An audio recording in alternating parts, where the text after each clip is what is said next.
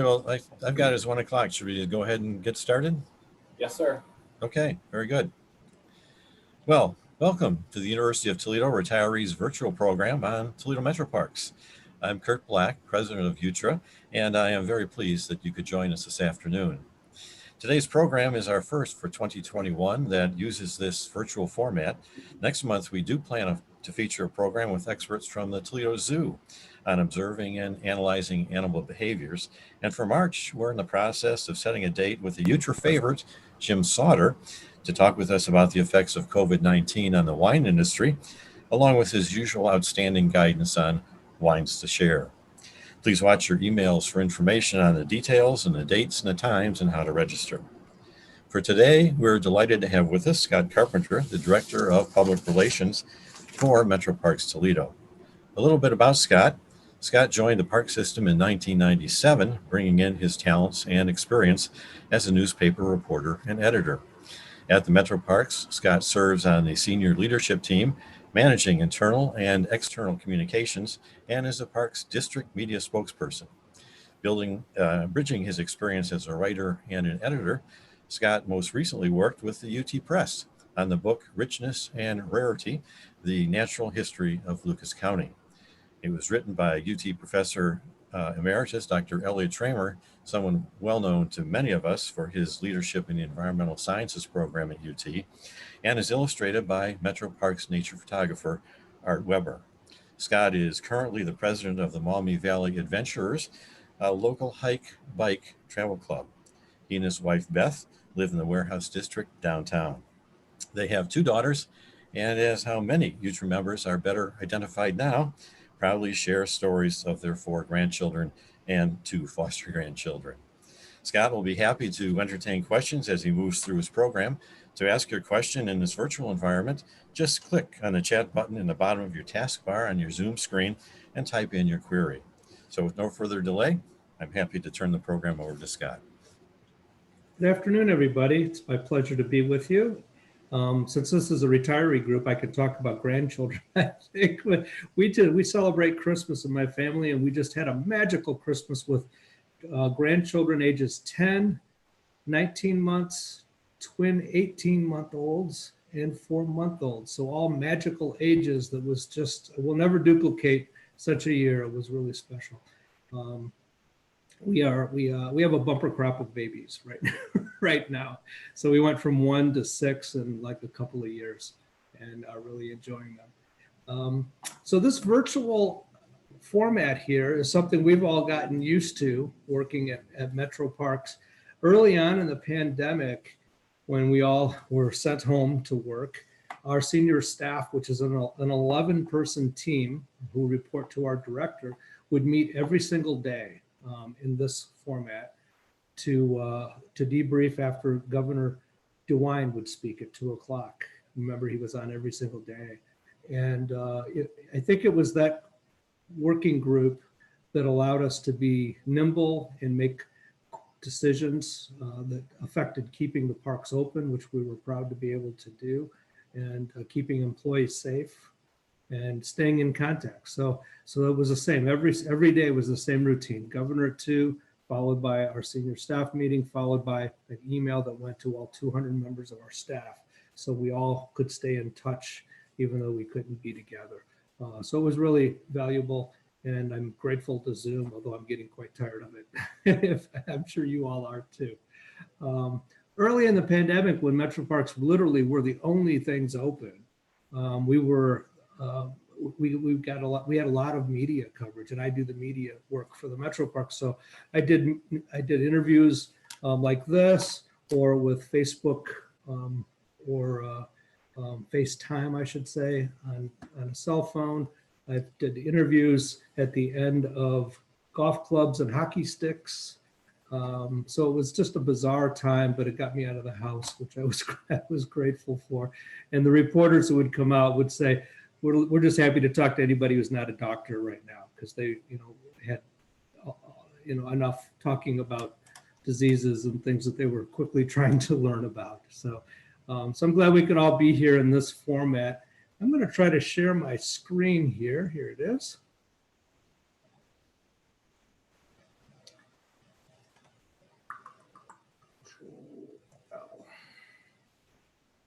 Bear with me just a second when I make this full screen. All right. Everyone can see my screen now? I Yes. hope. All right, great. Well, 2020 was an eventful year for Metroparks for a number of reasons. And I'm going to talk about each of them. Each of these things that I'm going to bring up would have made it a historic year. The fact that they all culminated in 2020 against the backdrop of this pandemic is it still has my head spinning, frankly. So much happened, and we've never had a year like it, and we'll never repeat it again for better or worse. I like to think of it as the best worst year ever, which is, and both are true. Enough happened that we could have written a book, and so that's what we did. And so what I'm sharing with you is actually a little booklet that we put together and distributed in December to members and volunteers at Metroparks to commemorate this historic year like no other. So what picture do you put on the cover of a book about 2020? You know, we opened a Treehouse Village. We completed a promise to open a Metropark within 5 miles of everybody in Lucas County. We won a national award. We won a levy campaign, opened 3 new parks. But I thought what best symbolized the year was this, the picture you're seeing. People doing normal things, because none of us were doing normal things this year. But the Metroparks provided a place for some sense of normalcy. So our nature photographer, Art Weber, who illustrated the book that we just talked about, and who is also a UT graduate, by the way, was out like he is most mornings taking pictures in the Metroparks. And he was out at Sidecut, probably looking for deer or some other natural scene, and saw this family doing normal family things in the Metroparks, taking pictures of their kids, with mom trying to get them to smile and dad trying to frame the image. And I thought this really captured what was most special to Metroparks in 2020, was just being there and providing some sense of normalcy.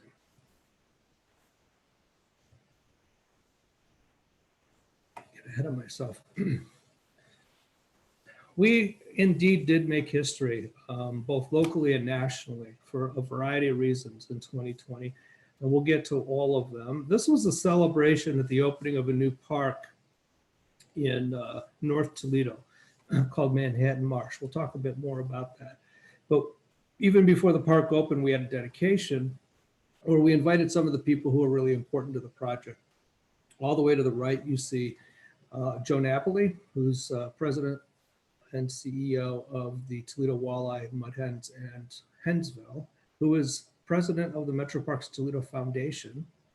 Our board president, Scott Savage, is on the left. Next to him is Ray Wood, who is the president of the NAACP, and then our director, Dave Zank.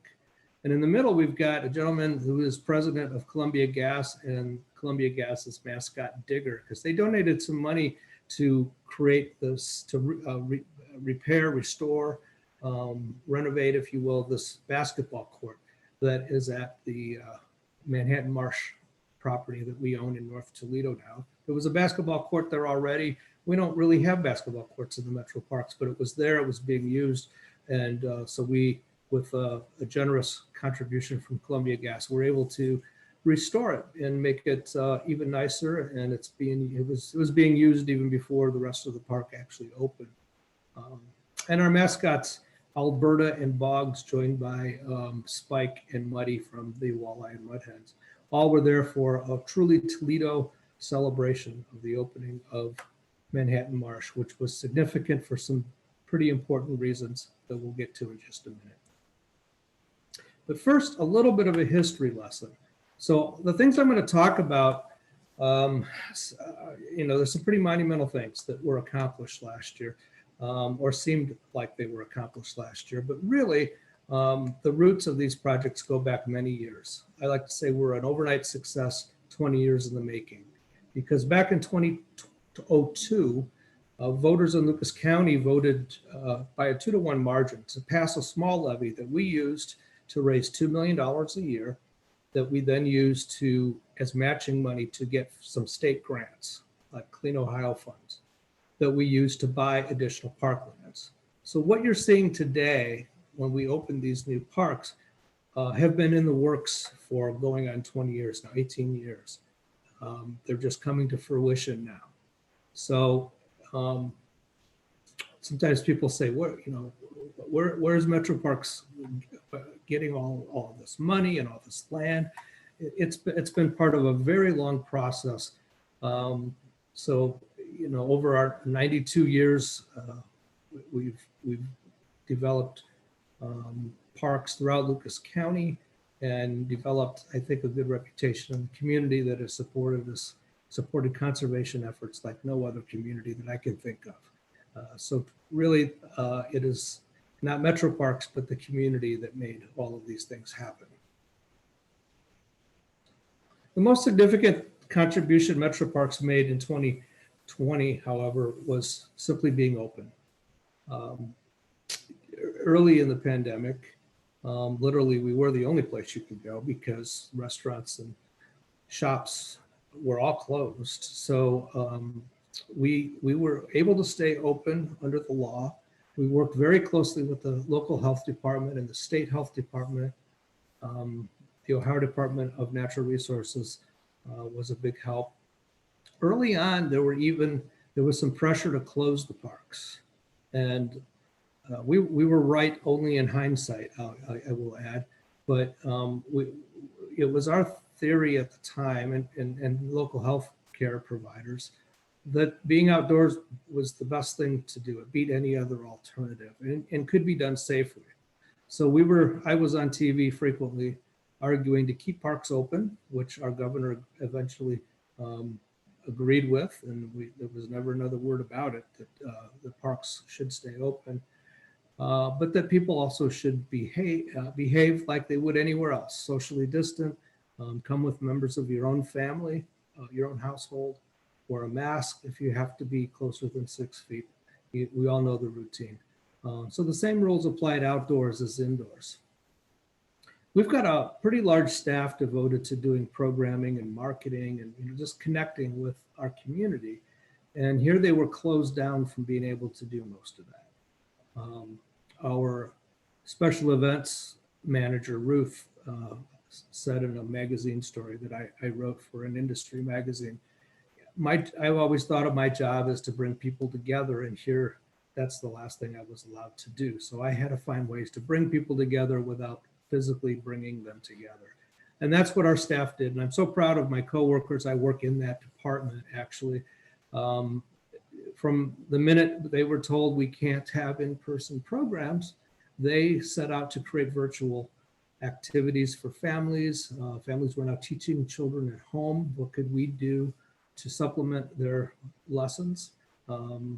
Certainly they needed breaks to get out of the house.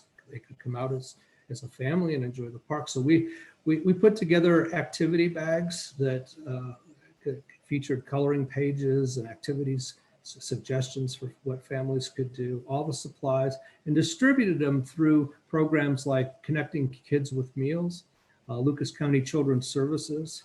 My daughter's a foster parent, so she got one of the bags for her foster children. And it was a service that we were happy to be able to provide, and partners quickly joined on to help distribute those for us. A lot of the programs that we would normally do in person, we enlisted the help of one of our staff who used to be a videographer for the public television station here in Toledo, to dig out his old camera and start shooting. And so we could produce some nice content for people to view online and still continue to learn about nature and how they can enjoy it. We had folks out, there's a picture there with the dog. What that young lady, Alyssa, there is doing is drawing a 6-foot Bigfoot on a sidewalk to give people an idea of what 6-foot distance looks like when you're out walking in the park. So I was really proud of my coworkers. They instantly pivoted from what they normally do and said, we can't stop educating and interacting with people just because we have to do it at a distance. A highlight for our staff this year was achieving something called the National Gold Medal Award.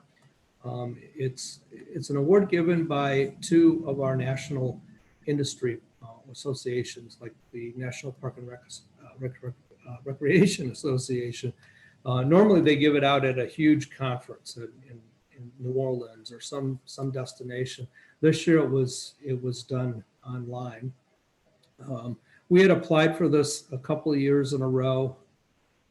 Became a finalist this year. And we've always known that you don't become a finalist the first time you apply, and you usually don't win the first time you become a finalist. It's a very competitive thing.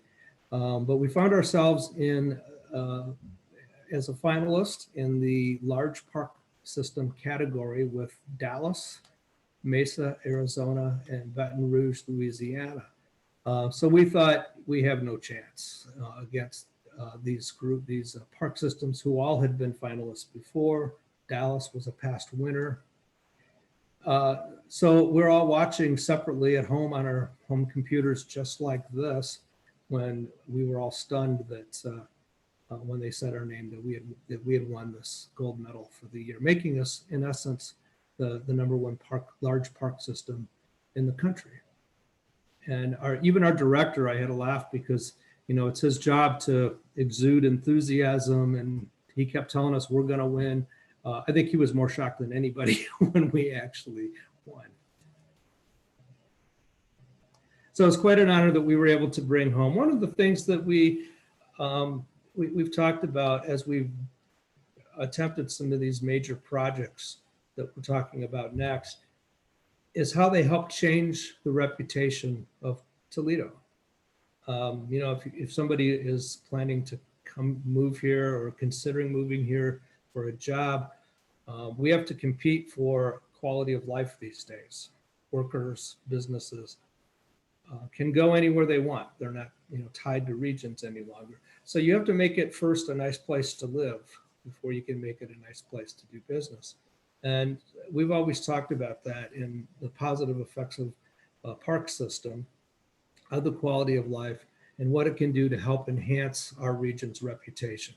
So this is a little thing that when people look up Toledo and they see things like our water crisis and they see words like Rust Belt, hopefully they also see number one park system in the country and images like these. And I think you'll see more of that that's going to come somewhat naturally, but we're also going to do some work with our fellow quality of life organizations this year to get the attention of national media and get some of those positive stories, because Toledo truly is a wonderful place to live, and we would like others to join us. One of those projects that I think I know is going to help change our reputation is our waterfront. I'm assuming most folks here, if you retired from UT, are longtime residents of our region. You've seen for more than 30 years this property called the Marina District sitting there with no activity. Lots of wonderful plans had been announced over the years. None of them really came to fruition. Timing played a large role in it, but things just never came together.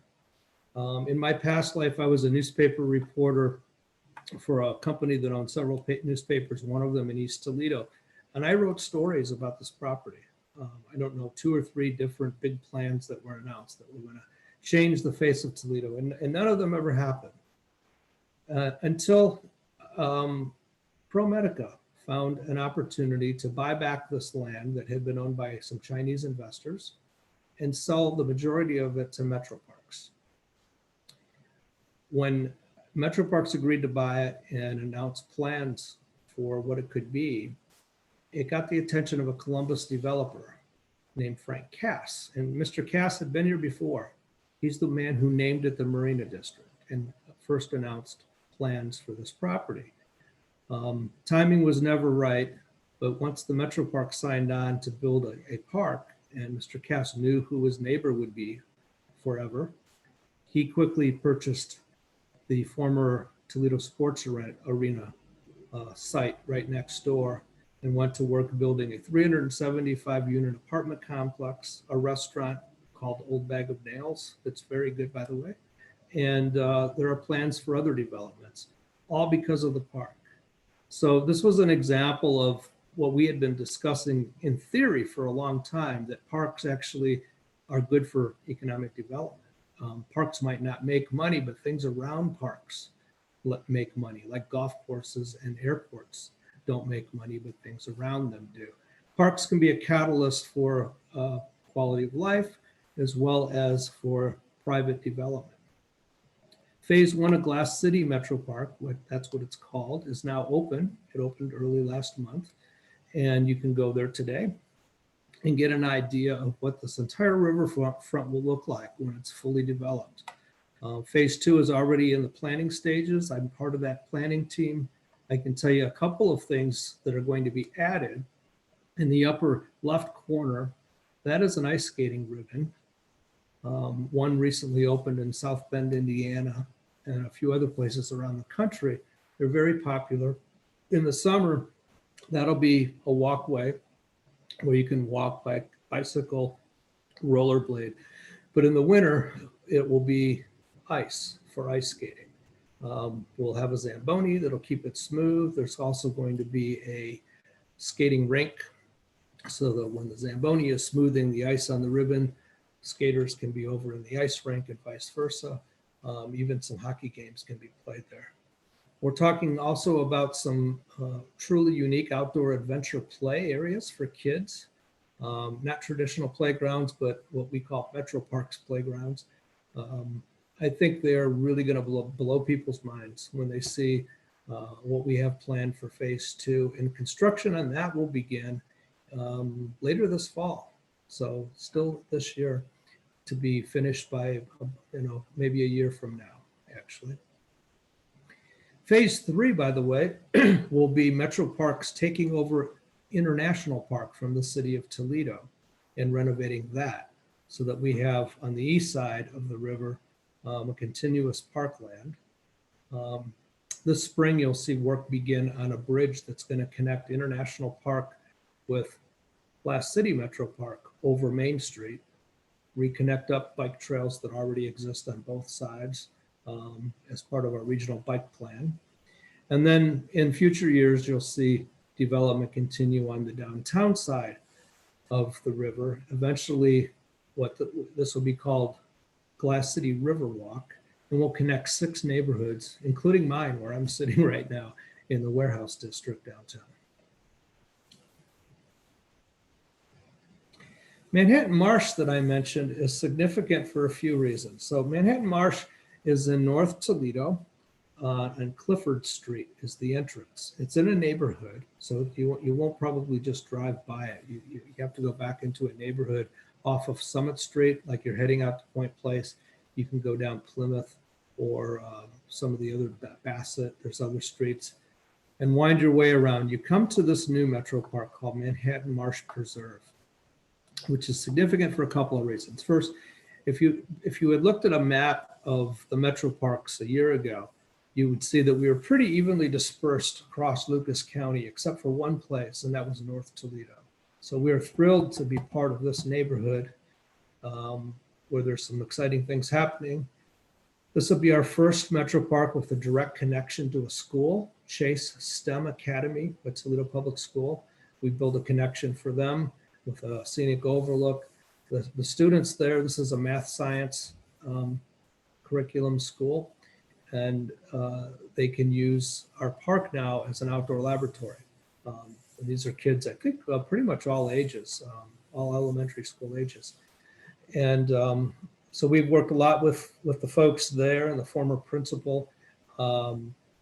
Great people who are so enthusiastic about having this park in their backyard and with a direct connection to the school. And finally, what makes Manhattan Marsh special is what that sign says. We had set this goal and made a promise to place a metro park within 5 miles of every resident of Lucas County. When this park opened last month, that made that true. So we now have a community where everybody lives within 5 miles of a metro park. A few other pictures. I walked this whole thing recently. I've done it in parts many times, but my wife and I walked the whole perimeter. It's 1.3 miles, easy walk with some very nice boardwalks along the way, and some that jut out into or over the marsh. Actually, I'm not doing them justice by calling them boardwalks. They're really more like bridges made out of concrete. They'll be there forever, and they just make a very pleasant experience. You could be anywhere in the wild, even though you are right in the middle of the city, inside in a neighborhood. And we've already met some very enthusiastic neighbors who tell me that they walk there every day and are really pleased to have it as part of the neighborhood.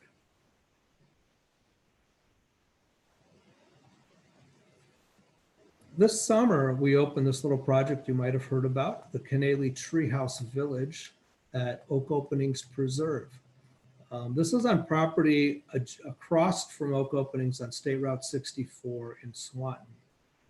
It's a 500-acre addition to Oak Openings. And to put that in perspective, 500 acres is about the size of Wildwood. So that's how big of an addition we made to what was already our largest metro park.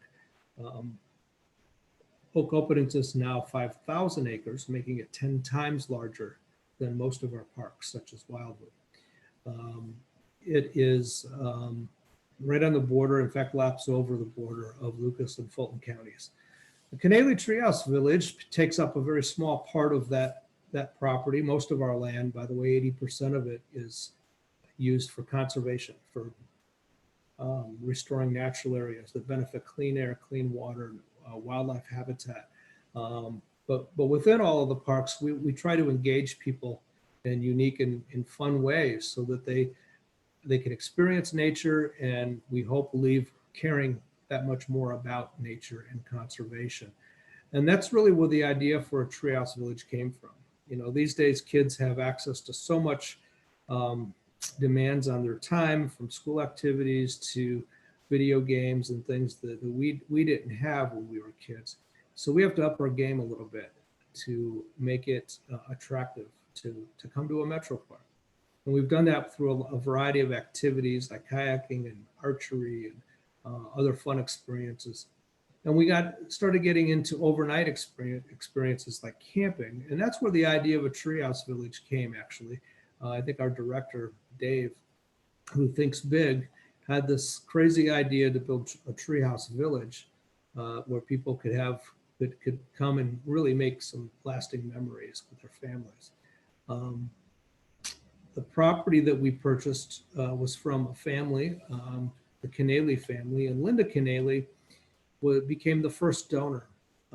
She put up half the money to build the Kanelli Treehouse Village, and our Metroparks Toledo Foundation raised a total of $1.5 million to make this happen. So all of this was done with donations, not with taxpayer dollars. We went to the experts to design the village, the Treehouse Masters from the Animal Planet TV show. Their company is called Nelson Treehouse. And Pete Nelson is the owner and designed the Treehouse Village, but it was built by Metropark's own construction crew. So we're quite proud of the fact that our own team built these. And if you can see in the foreground, some of the finer details, this is a railing made out of tree limbs, like from downed trees that were collected in the park. And the wood was custom bent in a wood bending operation that they fashioned in an old barn. It really is creative. We had Mr. Nelson, Pete Nelson, come to the opening in July, I think. And he spoke to some donors and members and the media. And then he stayed around for an extra hour after his commitment to us, just out of his own personal interest. And he spent that hour walking around the site with our construction crew, learning about some of their techniques. He had taught them the basics, and they had taken it to new levels. The Treehouse Village is made up of 5 tree houses. One of them called the Common Tree House, or the Flatwoods Common. is a daytime use facility. So you can rent it for birthday parties, baby showers, board meetings, whatever purpose, like any of our other facilities. It just happens to be in the trees. And it's big enough to accommodate 49 people seated for a meeting, such as we could have your alumni association meeting in one of these. 4 of the tree houses are for overnight stays. You can rent them. There's a 6-person, a 4-person, and a pair of 2-person tree houses. And each of them has their own theme. This is 2 of them here. In the top left is the nest, which has a birdhouse theme. And the one below it is called, that's a 2-person. The one below it is a 4-person treehouse. So it has 2 bedrooms. It has a bicycle theme, and we call it the hub. It overlooks a mountain bike trail that runs right through the property, a 12-mile mountain bike trail. There are also 3 tent platforms where you can pitch a tent or string a hammock and spend the night out in the open, but up in the trees. This is the only public, the only treehouse village in a public park or in a public place that we know of anywhere in the country. So we've gotten a lot of attention about this in some national media, and I expect that we'll have more. These have been booked fully, by the way, through this year already. You might, if you call us, be able to find a 2-person treehouse available on a Wednesday, or occasionally there's a cancellation and we put it out on Facebook or something and it fills up right away. So we're booking into 2022 already. And right now we have a restriction for Ohio residents only. That'll change when the COVID restrictions are lifted. But for now, all of those guests are from Ohio. And we've had a fair number from Cleveland come over. We had some publicity in the Cleveland Plain Dealer there, and our phones rang off the hook after that story came out. There's a 3rd Metropark that opened this year. Remember, we had Glass City, Manhattan Marsh, and this one, Cannonball Prairie.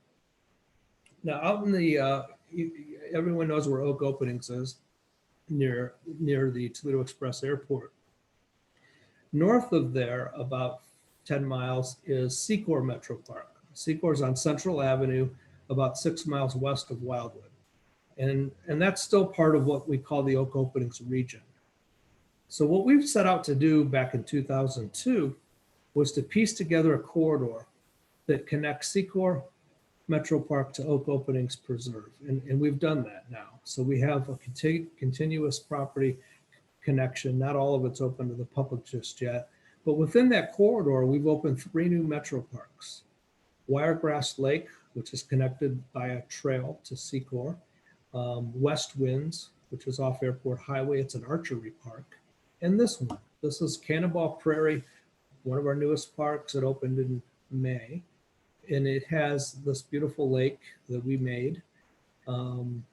It's a nice place to go for a walk, a bike ride, an excellent spot for bird watching. The Wabash Cannonball Trail, one of our region's longest rail to trail project, runs right through the property, hence its name.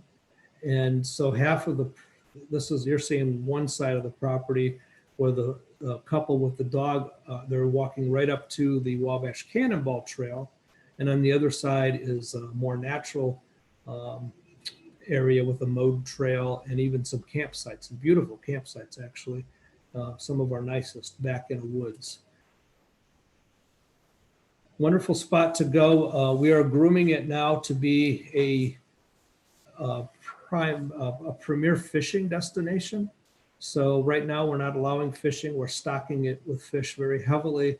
And in a year or 2, it'll be ready to open for fishing. And we think it'll be one of those spots that you can take your kids or grandkids and be pretty confident you're going to catch fish. So that's what we were going for, is a real primo fishing experience, especially for kids. Meanwhile, it makes a great spot, like I said, to go for a bike ride. There's a kayak launch, so you can already launch a kayak in the season anyway, and paddle around. And ultimately, we will connect Secor Metropark to this park with a trail called the Mosley Trail. The first couple miles are already built. That trail will connect with the Wabash Cannonball Trail. If you get to the Wabash Cannonball, if you turn right, you will go to Oak Openings Preserve. If you turn left, you will end up at the Fallen Timbers Battlefield, which is then connected to Sidecut Metropark. From there, you can take a bike lane along River Road eventually to another new trail in South Toledo called the Chessie Circle Trail, which goes to the University of Toledo and connects with the University Parks Trail over to Wildwood, which we are in the process of connecting with Secor Metropark. And you have made now a connection. There's a spur that will also connect Swan Creek Preserve in South Toledo. And that will connect all of the Metroparks west of the river. And that's our next goal. Now that we have a park within 5 miles of everybody, we want to connect them all. And that's not pie in the sky. It's actually getting pretty close to being a reality.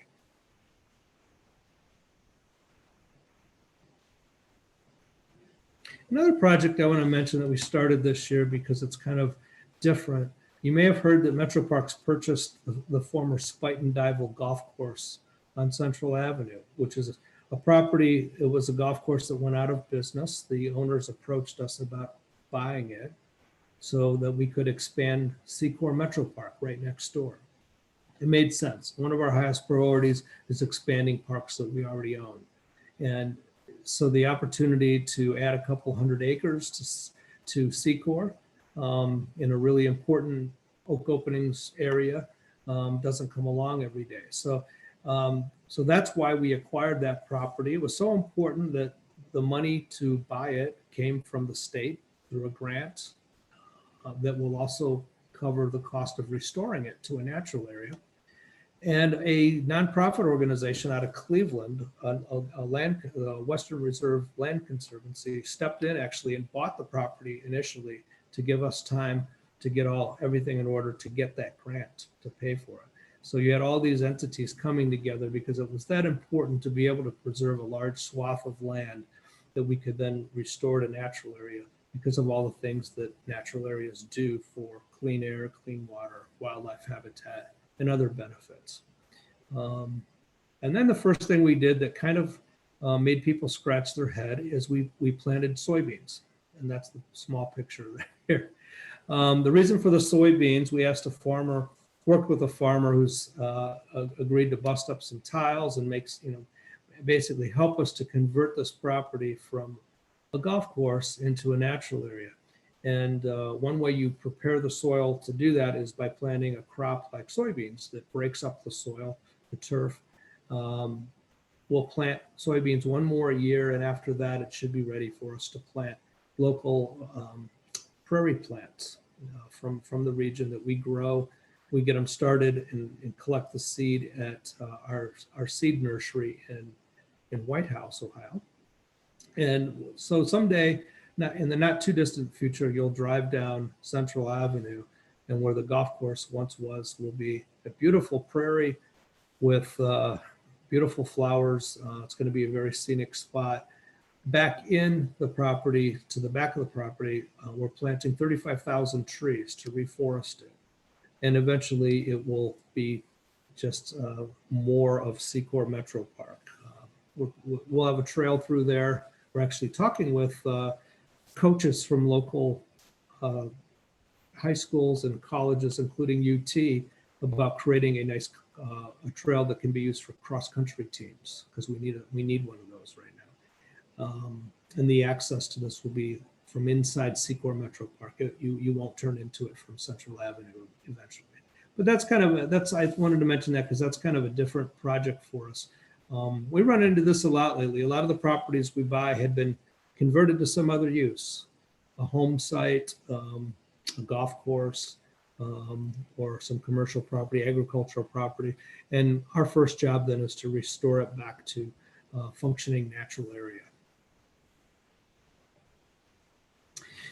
Another equally important project to us this year, we've made a major commitment to accessibility for all people so that everybody can enjoy the Metroparks. This is a new inclusive garden that we created at Toledo Botanical Garden, which is now part of the Metroparks.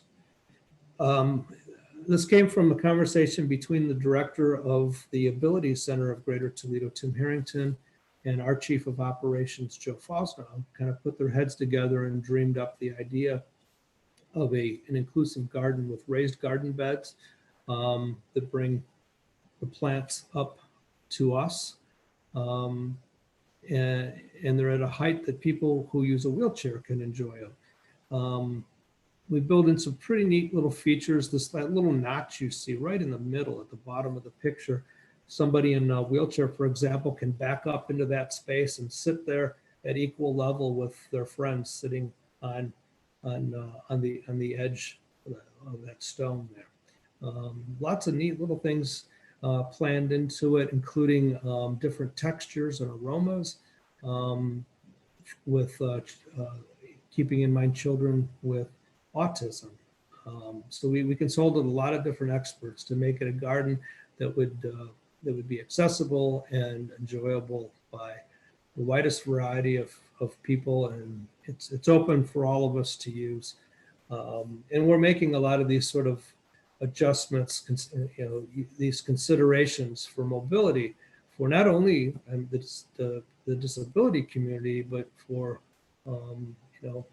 all of us. My mobility isn't what it used to be at 57. So, planning for an aging population and making the parks as accessible as they can be for all of us. We've kept that in mind other places as well. The Treehouse Village, for example, has two tree houses, the large common one that I mentioned and that 4-person one that I showed earlier. Both have ramp systems, so that people, even if you use a wheelchair or a walker and you can't do stairs, are able to access the tree houses. I had a group from what is it called, United Spinal, which is a spinal cord injury support group, come out one night. We had a blast because everybody was able, 100% of the people in the group, it was a good sized group, was able to get up into the tree houses and enjoy the view. We just kind of hung out there. It was a beautiful night and none of us wanted to leave. We were having so much fun. Next to that little picture, that little girl is Joanna, and she's the daughter of Sam Meldon, who's now a city councilman.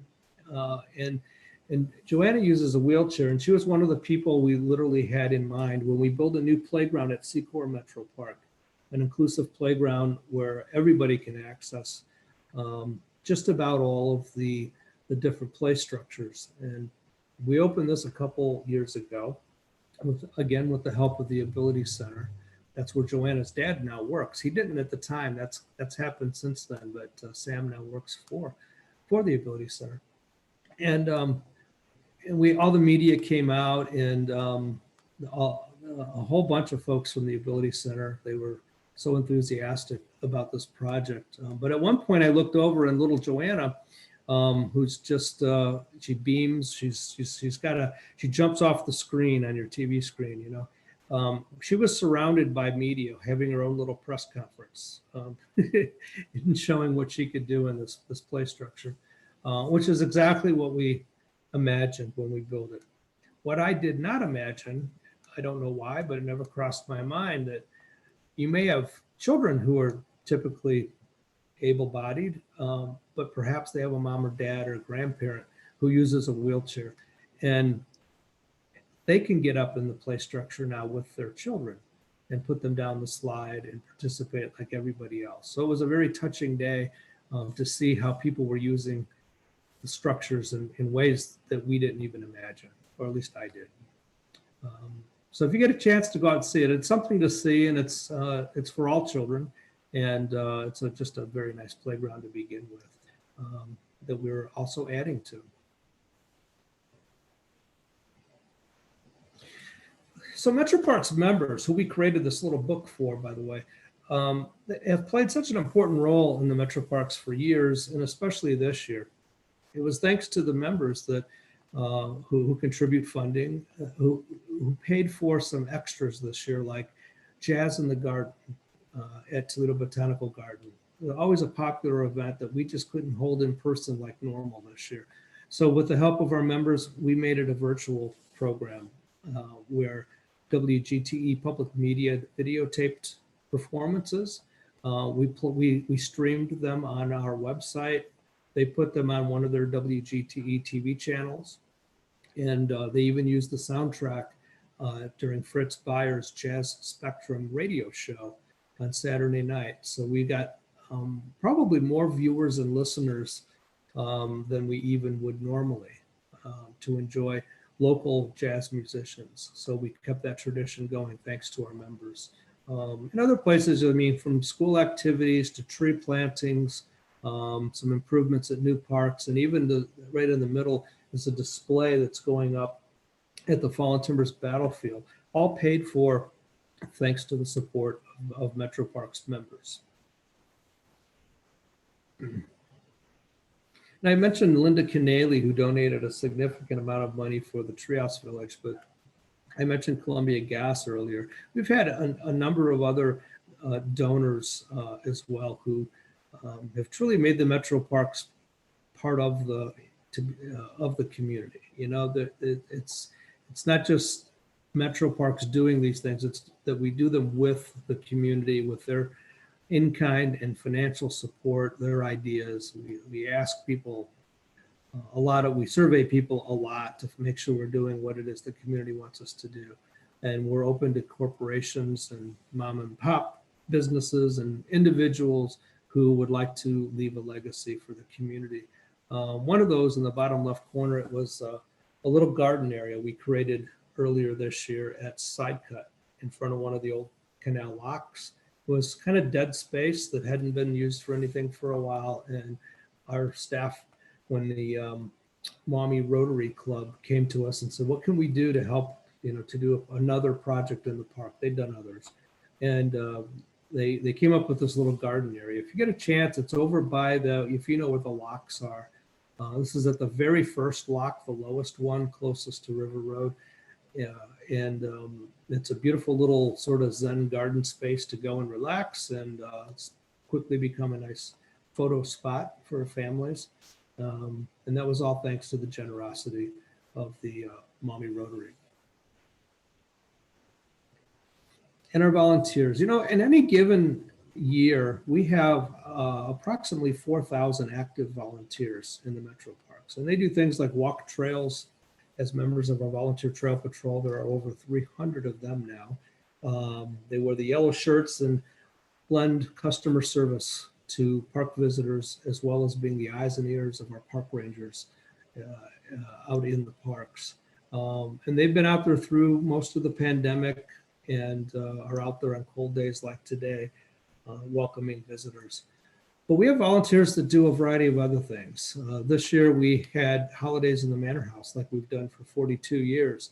Even though we couldn't allow people into the house at Wildwood, we did it virtually. And every one of the decorators agreed to decorate their rooms as they planned. And we would feature them in videos and photographs, just a variety of online media so people could still enjoy this tradition.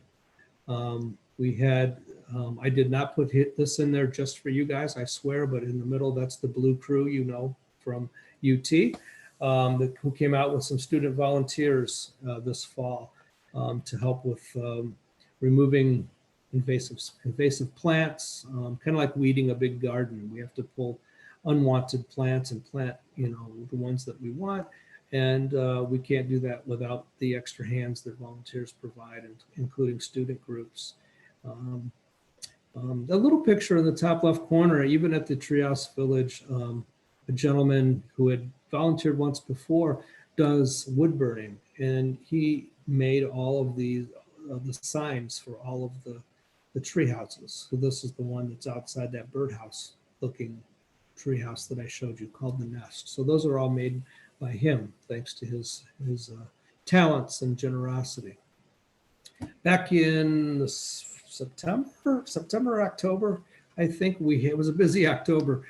We held a reverse parade through Secor Metropark, where we invited our volunteers to come out and drive through while our staff showed their appreciation by holding up signs and waving. And it was so good to see. It was really, some of us had had tears in our eyes seeing volunteers that we were used to seeing every day as like coworkers coming back, so we could let them know that even if we can't see them in person every day anymore, that we still appreciate that they're there and are thankful for everything that they do. So that was a very special day.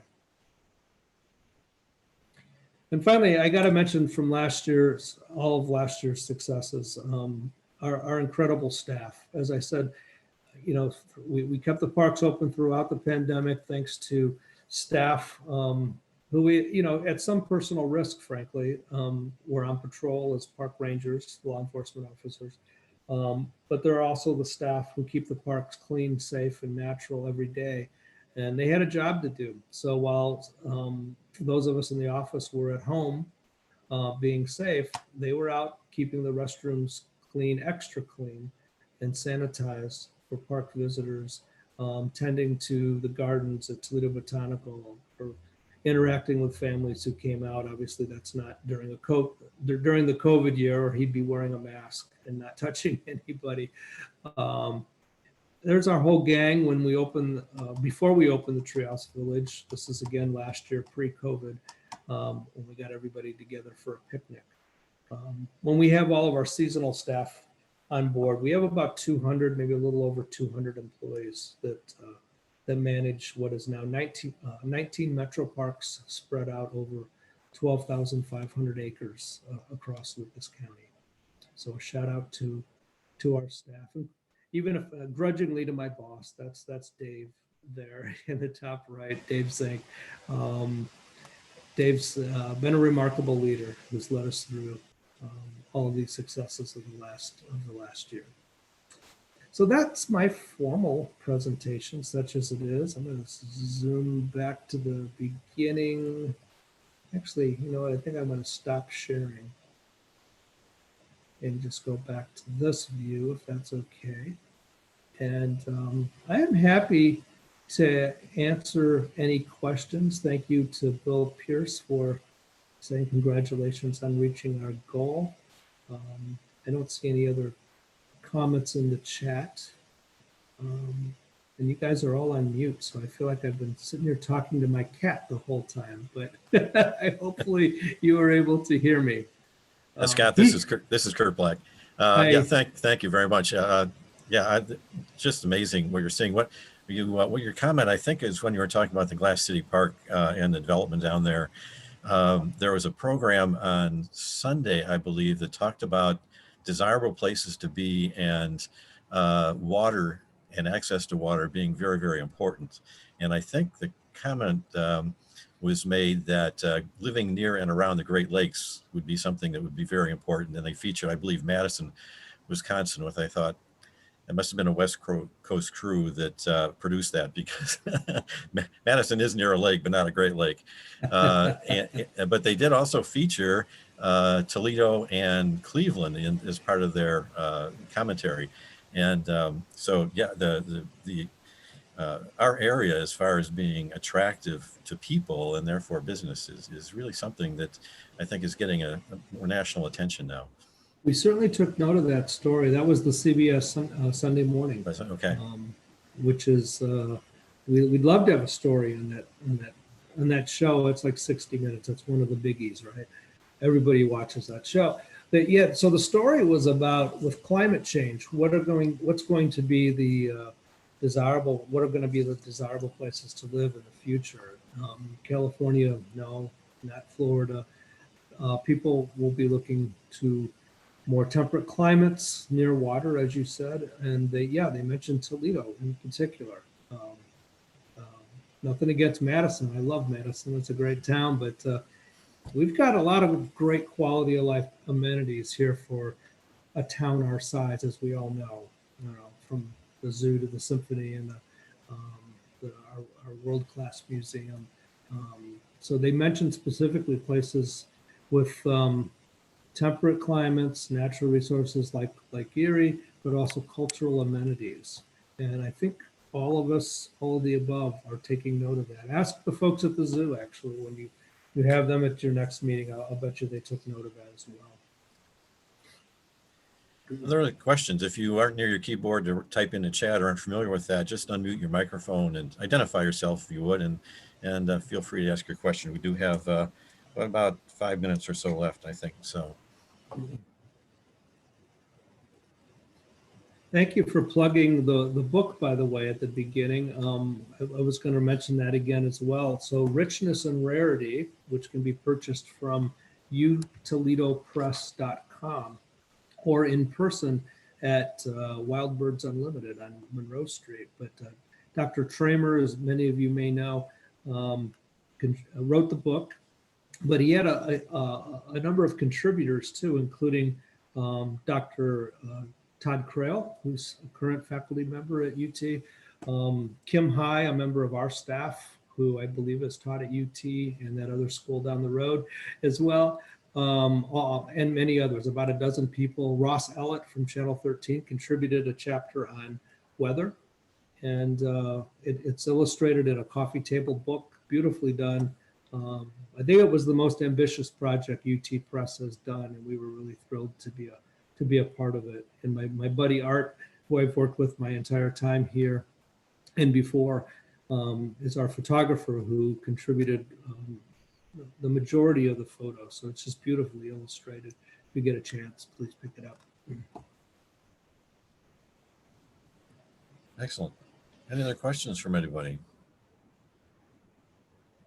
Yeah, I know it's pretty unusual for faculty and staff to be this quiet, but you obviously did a great job with the presentation. I think gave us a lot to think about and where we can go. I see the sun is out a little bit today, so we get a few more sunny days, and we definitely take advantage of all the beauty that's around us. Now I guess it's the getting a vaccine so we can all be out safely. So that's the next step, I guess. Yeah. Okay. Well, again, thank you, Scott, and thank you all for being a part of this program. I wanted to let you know, by the way, that the UTRA will be making a donation to the Toledo Metroparks Foundation in thanks and recognition of your presentation today, Scott. Thank you. I also wish to thank Billy Pierce, the Associate Vice President of Alumni Engagement, who is behind the scenes here running the show, and also to Pat Russell and Shirley Joseph, our program committee co-chairs, who so graciously share their time and their talent to our planning and our programming. Again, please watch your email for the upcoming programs that I mentioned in February and March. And as you have ideas for things that you would like to see or take part in, please let us know. I look forward to seeing you next time. Be safe. Go Rockets. Go Rockets.